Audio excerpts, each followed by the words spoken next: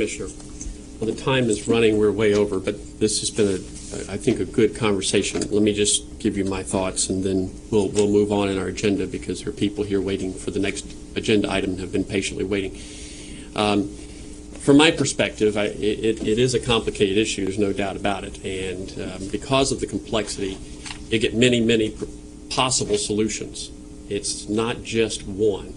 There's no silver bullet that's going to have that big bang impact that I think we would all like to see.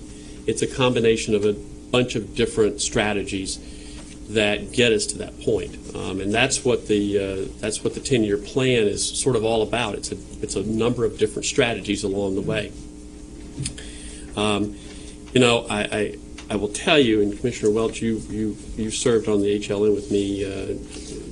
You know, when the concept of the PSTA site came about, I think everybody saw that as an immediate fix, and unfortunately, the due diligence wasn't done to learn of what are the challenges. And no matter how you look at it, you got to go through a land use change. And unfortunately, that's pretty much the case, whether the county gives somebody the land to go, you know, or leases it to them long term to go build housing on, or whatever. I mean, most plots of ground in this county are for this kind of use are going to require that are available. Are going to require some sort of land use or zoning change component, which takes time and complicates the matter. So I think it's you know, it's good that we know it's there, and it is a good alternative. But I think there are some even more immediate strategies that we could implement. And I think from Mo, just to try to wrap this up here, you did a great job of putting a presentation together and getting a lot of this information. I think what you've heard are some questions from this board and the individual commissioners as to additional information they'd like to have and the like. And I think that we need to pull that back together, and at some future time here in the next 3 or 4 weeks, as we continue to go through our budget process, we need to come back together and tack it on to another meeting so we can at least talk about it once again, not necessarily at the expense of something else, but have that discussion. I also think it's worth going through, despite the fact that we all know that we have great uncertainty in Tallahassee.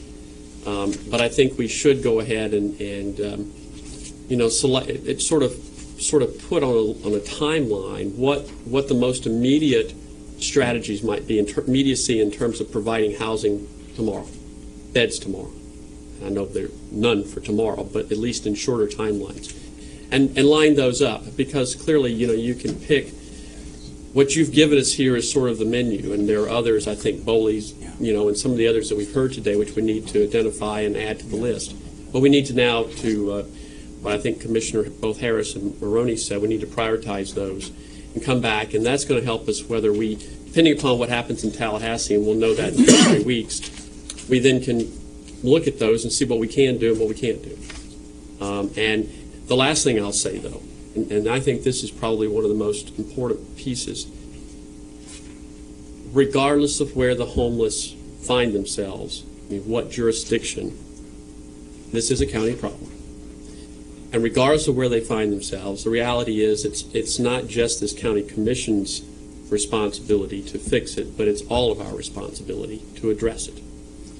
You know, Mr. Bradford, and I appreciate you being here today, said he would prefer, and this is one man's view of the world, I suppose, but he would prefer that we go a little slower and make a better decision. Now, the reality there is that we know we have some immediacy, we know we have some needs today as we speak. But I think that if we can go through and really look at those that will produce some pretty significant results and those that are more long term, and then let us go through that process of selecting those as best we can, then I think that's probably the way to go at this point. And I'd like to circle the wagons in 30 days, 45 days, certainly before we complete our budget process here, have this discussion on those particular issues, focused on that once again. So, anything else at this point before we move on? Just one quick question. Commissioner Welch.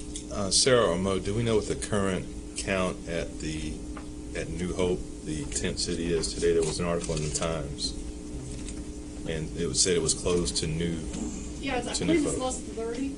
Less than 30 remain? 20. We were there 2 nights ago, and and I saw Sheila Lopez. It's around about 30, 35 tents, but it's winding down. Okay. And actually, our employment case management people that are there, I think they're going back tonight. They signed up, I think, maybe 5 or 6 people the other night. They're going through some people, and that's kind of clearing it as well, because they could put them in housing as long as they're willing to try to work, get better jobs. We're working with them, so that's helping. So right around 30. All right, thank you. Okay. Mr. Spratt, what I'd like to do, Mo, thank you again. Thank you to everyone that came today on this particular issue. We appreciate it. What I'd ask you to do is to